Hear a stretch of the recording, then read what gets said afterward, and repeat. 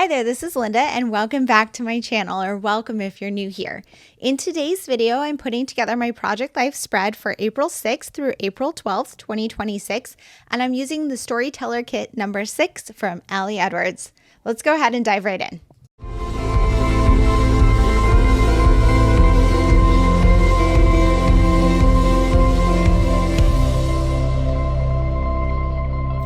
Okay, so this is the second week in April.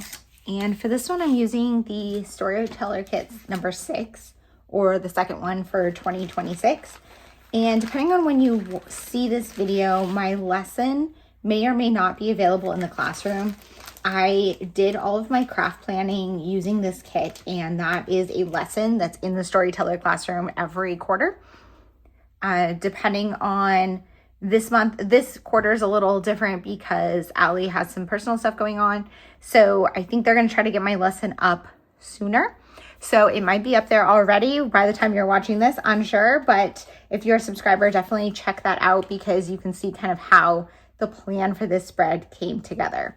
I originally planned to do this spread in a later week going into May, but then I had actually planned to do, using this first Storyteller Kit this year, or the 5th Storyteller Kit, a spread for this week, and it just didn't work out with the stories and stuff that I needed to tell, so I just switched them. Totally works. But so what I have here are my products for that, and I have all 3x4 pockets. So I have this quote card for my title card, and essentially I plan to have 5 journaling cards. Let me just, from this kit. So we've got these, and so I'm just going to kind of lay them out.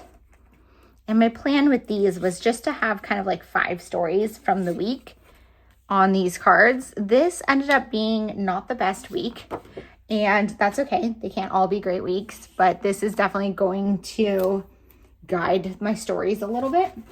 And then I printed photos for a lot of the other pockets.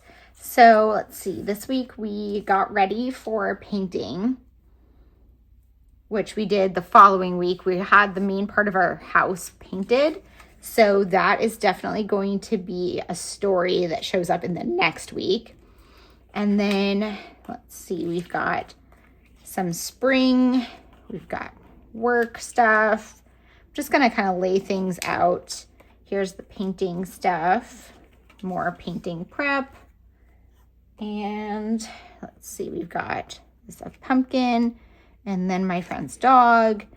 And then I have 2 more. So I had this pattern paper with the plan to crop this down to 3x4s for those spots. So I'm just gonna go ahead and do that.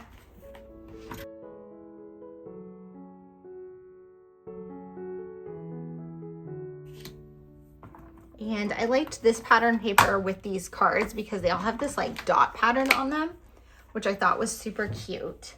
And then my thought was I have some of these little tags that I can use to embellish, and put one of them on that photo. And then these little stars, my plan was to put them on these, not with the same color. So each one's going to go on a different color than the star. Doesn't match the card, but they all kind of match another one. I could make them all match too. I think I like that. And then I'm going to do my journaling on these. And then I'm probably going to go in my stash and maybe do some like word phrase strip stacks on some of my photos. I think a couple of my journaling cards this week I need to do off camera and then put a sticky note over them because I have a few like harder, more personal stories to tell. But otherwise, yeah, I think this one's pretty much going to come together pretty quickly. Yeah, so I'm just going to go ahead and put you guys on voiceover. Oh no. I apologize. I think it accidentally zoomed in.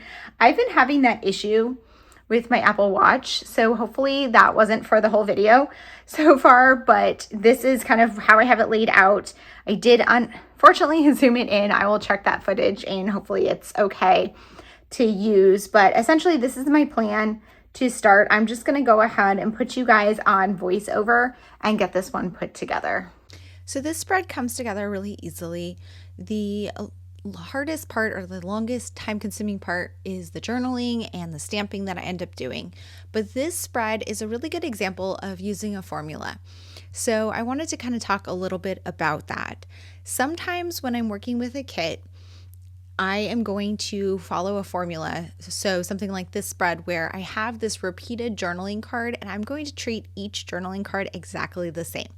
I have a repeated embellishment of those tags on 3 different cards, 1 on a photo and 2 on pattern paper, but it's the same pattern paper.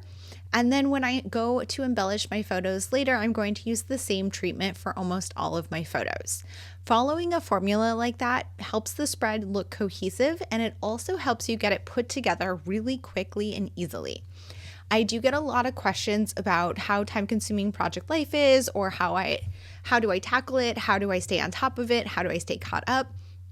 And one of my biggest recommendations is to follow a formula when you are trying to catch up. So if you want to finish your spreads quickly, definitely come up with a formula, pick a journaling card set that has 5 like this that match, and just do the exact same thing on all 5 of them. So here you can see I didn't really have to reinvent the wheel. I know for each one of these, I'm going to be adhering a chipboard star. I'm going to be stamping out a title, and then I'm going to be filling the rest of the card with journaling. And it's as simple as that. Then all I had to do is come up with my 5 topics and what I was going to stamp on each one and go from there. So at this point, what I'm doing is I am just setting these up. Initially, I start with 2 and then I move on and do all 5 of them. When I do large stamping like this, I sometimes like to do them all at once so that I can kind of use the same letter more than once. So like if there's a D on this card and D on the next card, I will use it at the same time without taking it off of my stamp block. But I decided not to do that this time because I do have a longer phrase on this card. I'm writing dinner with Jess and Michelle, which are 2 friends that I went out to dinner with on Monday night. And it was one of the highlights of my week. So I really wanted to make that a journaling card, especially because we didn't get a photo. So I wanted to highlight that, and it's just a longer phrase. So I just wanted to focus on doing just that one at that time. And then I'm going to do the other 4 together. So you can see here I have this sticky note where I wrote out what I want to stamp. If I'm stamping more than 1 word at a time, especially, I am going to write it out before I start stamping to prevent myself from making any accidental mistakes in my spelling, because sometimes it's very easy to do that when you are stamping more than 1 word at a time. I'm stamping out rough week. I'm stamping out Saturday because one of my stories is just kind of like what happened on Saturday. Rough week because this was a rough week, and so I'm going to journal just about various stories around that theme, things that made it a rough week. Pumpkin was being very extra difficult. I was having a lot of stress at work. I was really tired and not feeling well, just like a bunch of little things like that. Then I went to the headache clinic on Thursday, which was one of my big stories. I get horrible migraines, and I have for most of my life. And I finally got into a specialist. I had the referral a while ago, but they were very backed up to get me in. So I was super excited about that. And then painting prep was the last story I wanted to tell, starting the following Monday. So my spreads typically run Monday through Sunday. So the spread is a week that runs Monday through Sunday. So the following Monday, we were starting to get the main area of our house painted. So on this card, I'm just journaling about all of the things we did to prep for that. So I have a couple of photos there on the right-hand page about that, where we moved all of our stuff out of the way in the living room. So I have 2 photos of that, and one of me holding up the paint swatch, which at least on my screen, it looks like more gray here, but on the walls, it really looks blue. And I think it depends on the lighting. And we have kind of gone back and forth on whether or not it's gray or blue. But if you follow me on Instagram, you will have seen some of those photos as the painting came together. And next week, when I share next week's Project Life spread, you'll be able to see a little bit more of that as well.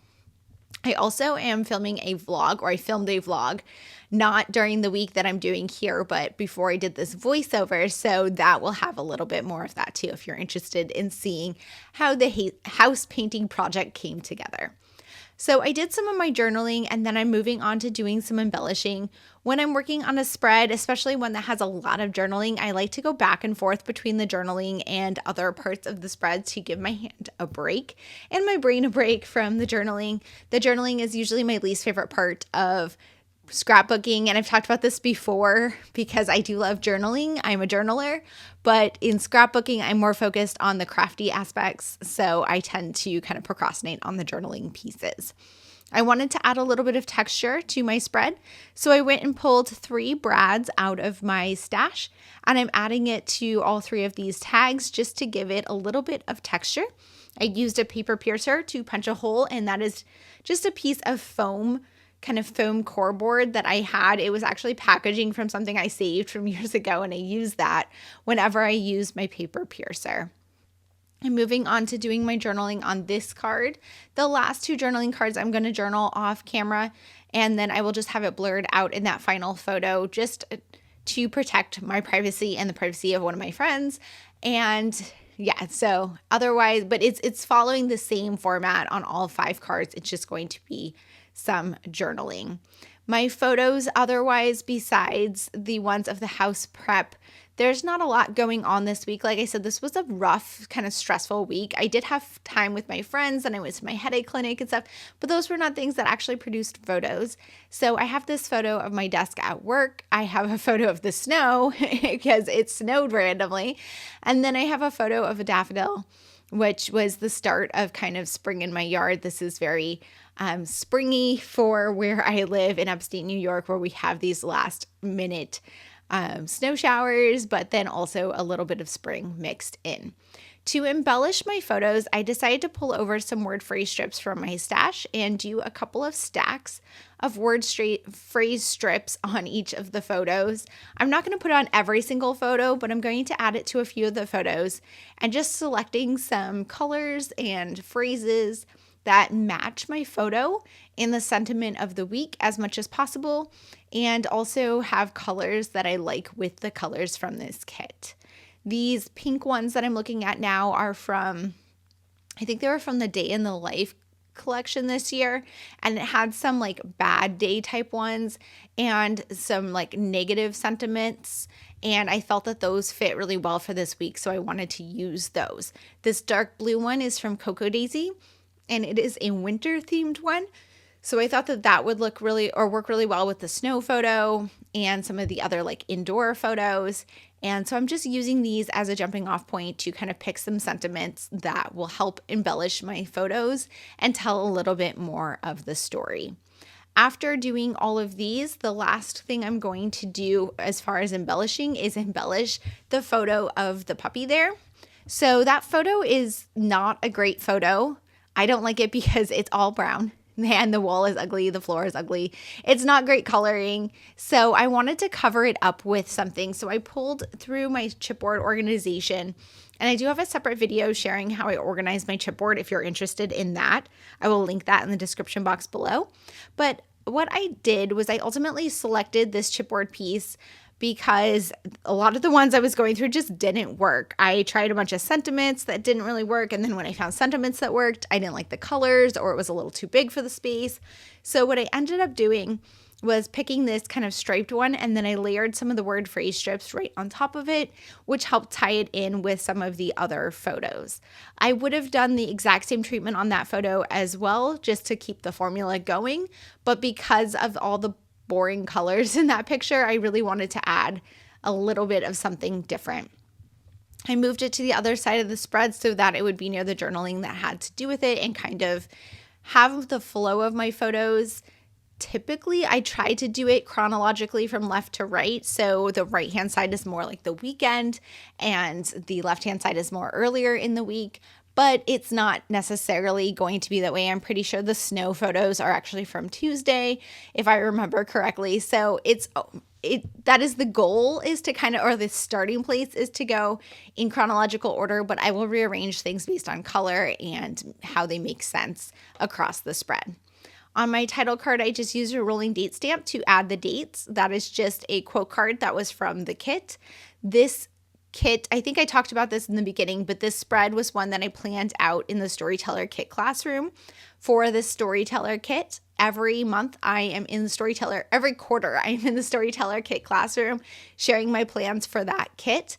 This kit recently came out and I do have my planning lesson completed. I am not sure exactly when it's going to be released in the classroom. It might be up there already, but if you are a subscriber, you'll want to go check that out, and I will link that in the description box below so you can check it out. And if when it comes out, I will share that on Instagram as well so you won't miss it. But I planned out how I'm going to use this kit, including how I planned this specific spread. Doing that in advance definitely also helps me speed up the process. This video really didn't take me that long to film. The video itself is only about 16 minutes, but part of that is because a lot of this is done at double speed, or I cut out my thinking process, but still it really was a quick process, less than an hour total, because I had this planned out well in advance. Here's a look at that completed spread. Thank you guys so much for being here. If you have any questions or comments, please leave them down below. And as always, I hope to see you guys all in the next one. Bye.